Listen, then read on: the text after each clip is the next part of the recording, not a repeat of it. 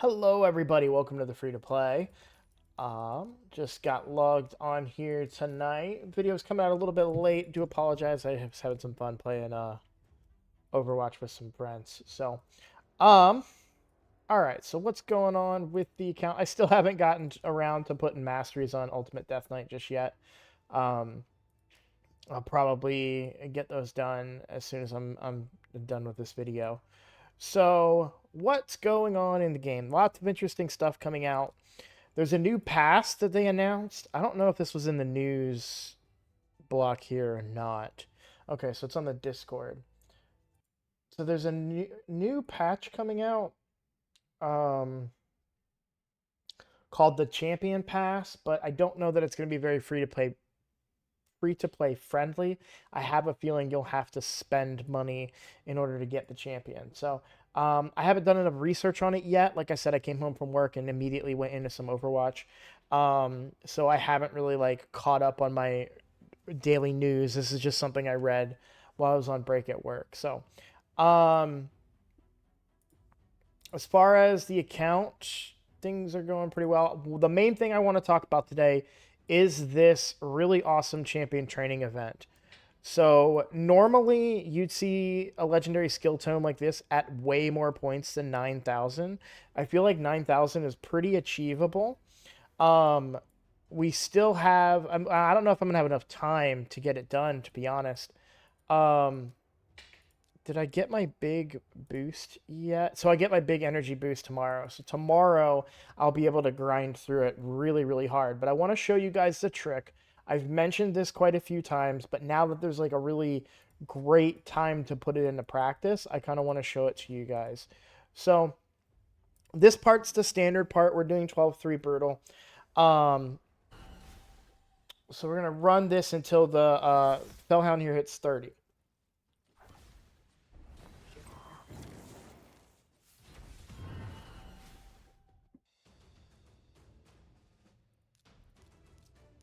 All right.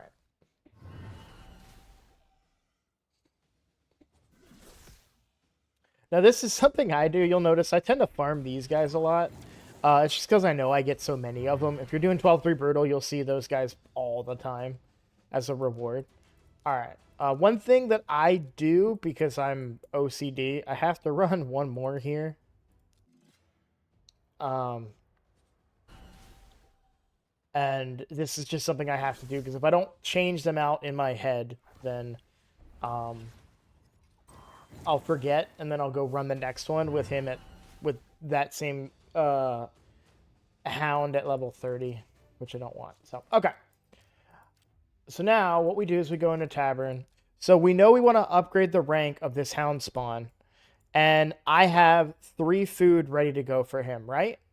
Well, during events like this, what you actually want to do is you come in and you put some brews into these guys. So I'm going to put 2 brews into the 3 stars. You only do this during a champion training event. Don't do this regularly or else it's just a waste of brews. But the reason you do this is it gets you extra points for the event for minimal resources. You know, that was just a couple brews. So now I throw them in as food, but I gained that small amount of extra resources. Now, if you were to go and look at it and say like, you know, what's the math on it? What's the point per level? Um, 1 point here, so 15 points or whatever, but it adds up over time as you do it. Um, and so it may seem silly, but this is a trick I got from major content creators, and I myself have used it and not won, but have finished many champion training tournaments and events using this method. It is important to note that the champion training events, you do not gain any points from anything other than strictly leveling champions and ranking them up. In the champion training tournaments, you can get points from upgrading skills and ascending champions. I think ascending. You always look beforehand, but I know for sure skills, which is a great way to gain some extra points there. However, not in this particular case.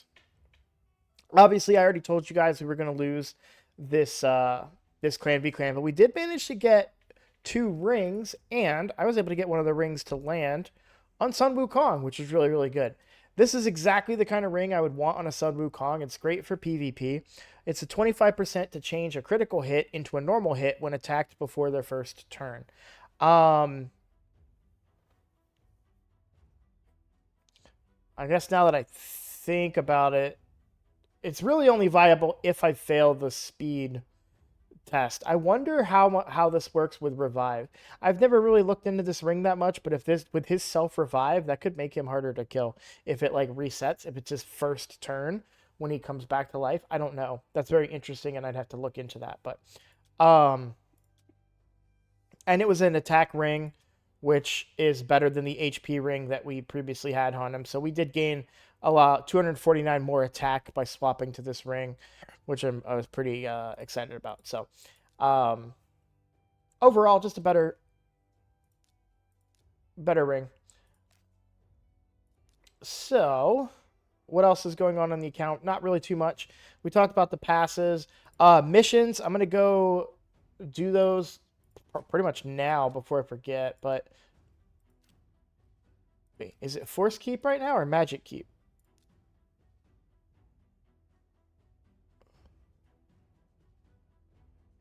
Did they do these out of rotation? That's so rude. They have you do Magic Keep before... Or did I miss it last night? I bet you maybe I missed it last night. Opens Saturday. Yeah, no, this is Friday's reset, and then this would be Saturday's reset. That's rude that they did them out of order of the rotation. Previously, you would go like Spirit, Force, Magic so that you could do them one day. This just draws it out superficially, honestly, because I'm going to do Magic tomorrow when it resets, but then I can't do Force Keep until the following Force reset. And I won't be able to do Void Keep on the Sunday rotation. So I'm going to wait a whole week for the Void Keep. I don't like that. That's really rude. All right. But yeah, the event is the big thing going on. There's a lot of news dropping in Raid right now, a lot of things coming down the pipeline.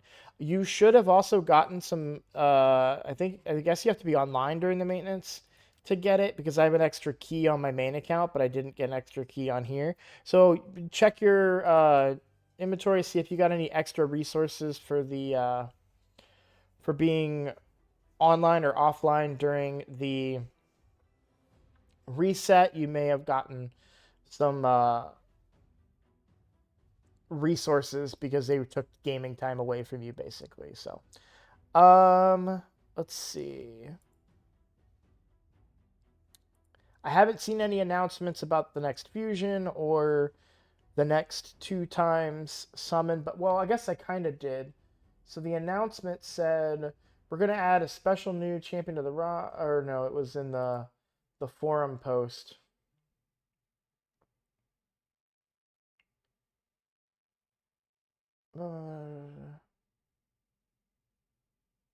I thought they said something about like extra stuff going on, but I could be wrong. So what else is going on the account? Clan Boss got really close today. I was a little nervous about it. I still kind of am. So I'm at I need 10 million. Let's go ahead and do a Clan Boss here.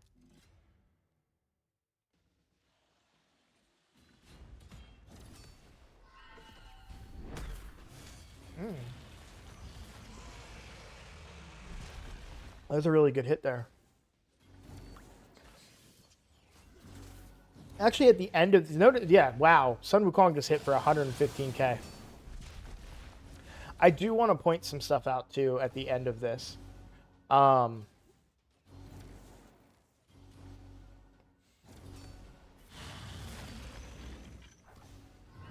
because so Sun Wukong has actually become my biggest damage dealer, and it's something I want to address because it's one of those like there's 97k right there.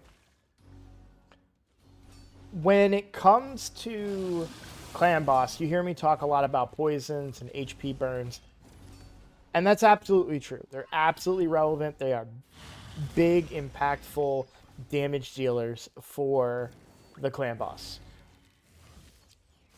That being said, hard hitting attack based champions can still really play a role in your damage when it comes to Clan Boss, especially once you start integrating things like Giant Slayer and War Master. And so my some of my biggest damage dealers on my main unkillable team are my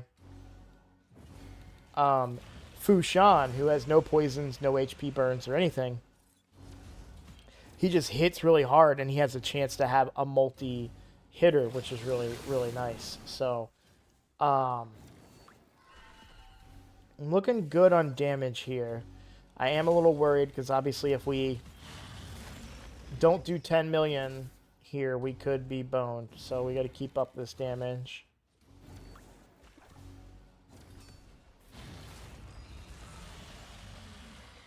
And those those attack-based champions that don't bring the debuffs definitely have a lot of value when you you got to bring that increase attack. I would love to have a cleanser too.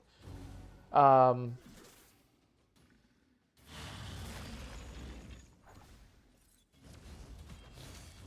do wonder now that I have a reviver and someone to strengthen my and increase the defense of my team, if bringing Eris in might not be an improvement slightly over the Coffin Smasher. I mean, Coffin Smasher brings a few different values: HP burn, decrease attack, and his passive, which reduces the damage we take by 5%. And he can do a bit of damage. Oh, that one scared me a little bit.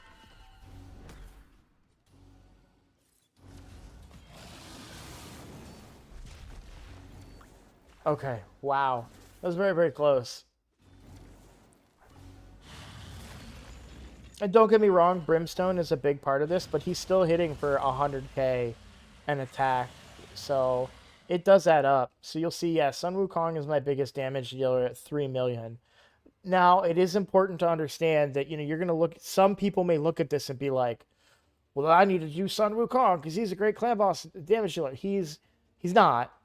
He's good in this scenario right now because we're bringing increased attack. He hits hard. He's fast. But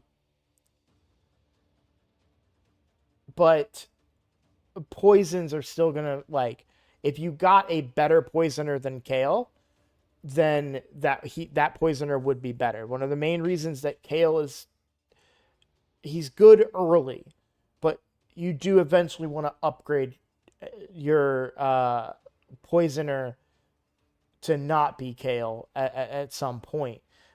So I am considering possibly using Petrifia.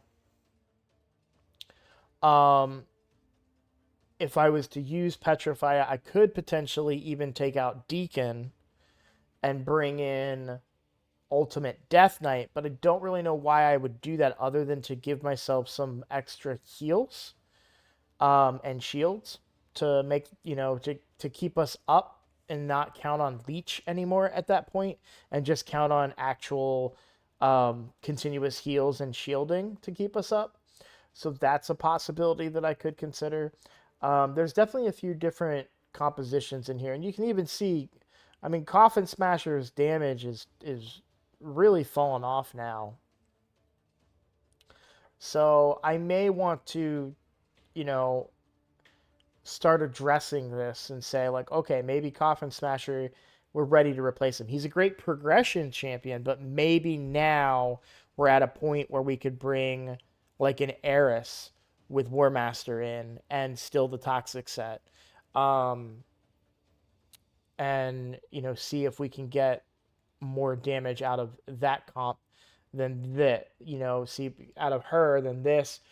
Or, I mean, Petrifier would be a big upgrade over Coffin Smasher. The main reason Coffin Smasher is better is because, like I said, that passive that he brings. But I do wonder if we could get away without that passive if we had Ursula, or now that we have Ursula, reviving our team instead. She would also bring a mini cleanse and other things. So, or even you know, if I was to get a soul for Ultimate Death Knight, then I could definitely bring him probably over Coffin Smasher just based on Brimstone alone. He might be able to do more damage. He's also going to have an increased defense buff, so he'll be hitting a little bit harder. He's not going to be crit capped or anything, but there's certainly some options that we could play around with, and see if we could get a little bit more damage out of the team. And those are experiments that, you know, what I would really like to do is get this particular team up to a 3 key if possible. I do want to confirm that we did enough damage real quick. 39 mil. What did I do? Okay, yeah. So just barely. If I could get this team up to a 3 key, it would be that way I have an extra key to play around with and test out new comps. When we're at 4 key, I don't want to risk, you know, if I was to do a test of a key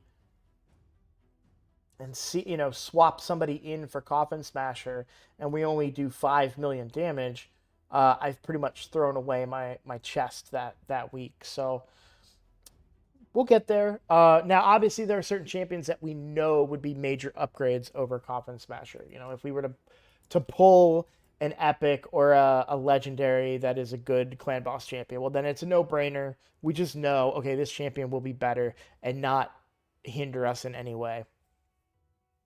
But right now, I want to be careful and make sure that I don't hurt myself, you know, trying to get better, right? Um,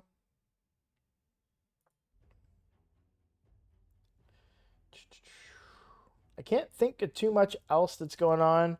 We did in the clan shop, we were able to buy, this is really, really good news, guys. We were able to buy all 10 fragments of both champions, and we still have 730 gold left.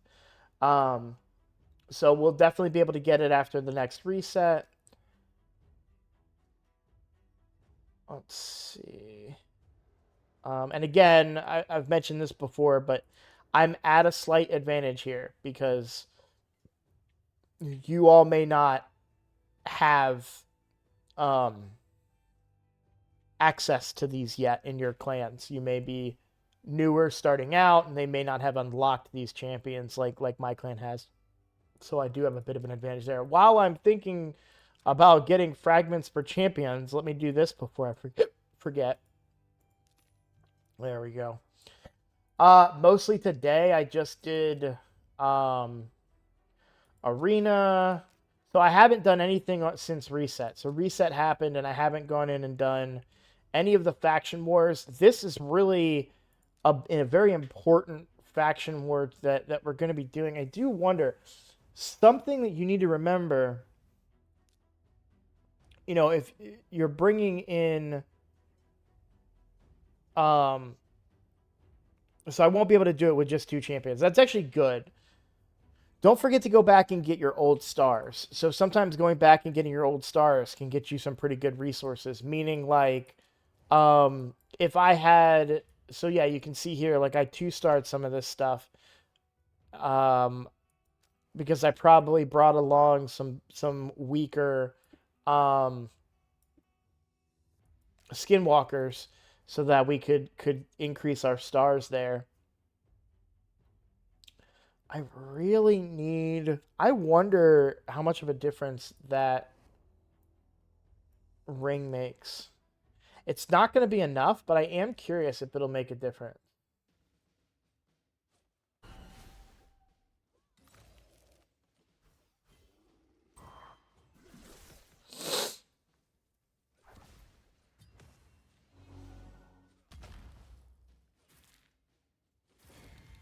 Oh, that stun. Wait, how did I get a turn? Is he just that much faster? That even though he got stunned, he still got a second turn? Ooh. If his A2 is up, we might pull this out.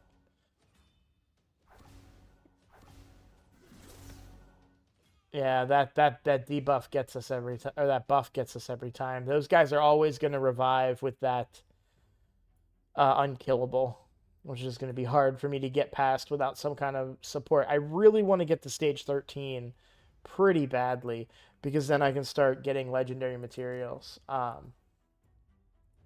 the reason I'm talking about all this is because I do wonder if I might be able to get pretty far down here with Ultimate Death Knight. So that's what we'll be doing the rest of tonight. It's a little late, but I'll be working on this stuff tomorrow too. So I think that's pretty much it. There's just not all that much going on. We're kind of in the middle of the week and we are kind of in between events right now. So we're waiting for, patch updates and events to come out. So definitely a bit of frustration. Something I've been thinking about too with Spider. I have thought about trying to grind up my own free-to-play accounts to get Chronom, because Chronom is an AoE HP burner.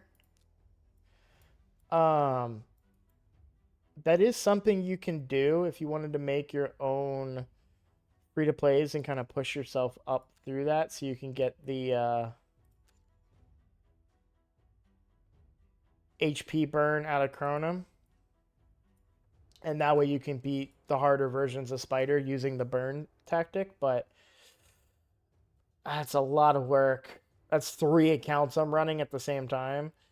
I don't know that I'm willing to put in that much time. And you got to get them to 50. I mean, I just hit 50, and I'm only 54 right now, right? So that's a lot of work to get an account to 50.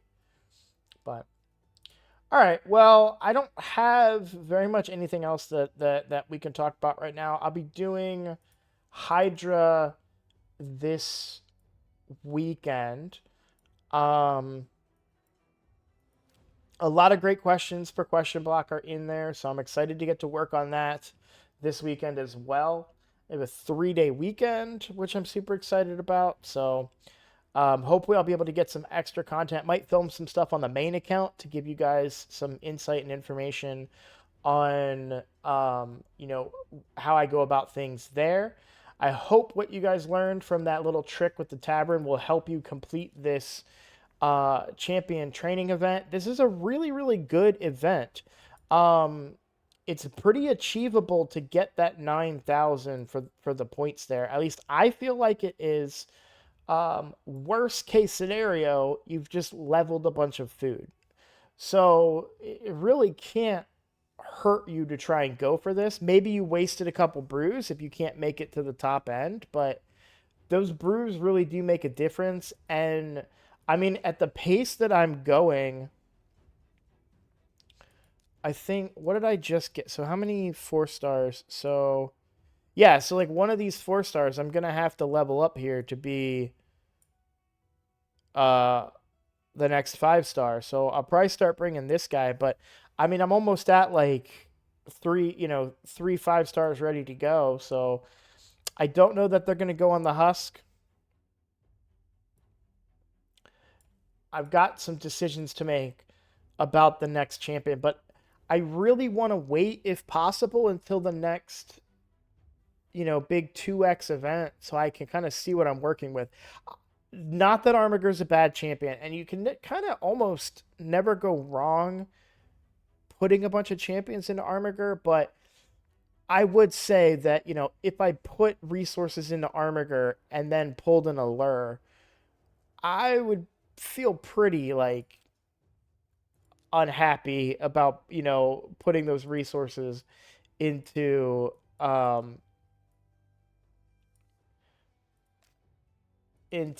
Armiger, because really, like, she's just a better Armiger. He brings certain qualities himself that she doesn't, but as far as turn meter control, she's the queen of turn meter control, um, and would be a really really big asset for me if I was to get her right. And the same would go for other turn meter control champions, like if I pulled a Gold Heart instead of an Armiger, things like that. So, all right, well I'm gonna stop that video there, but thank you guys for watching, and I will see you in the next one.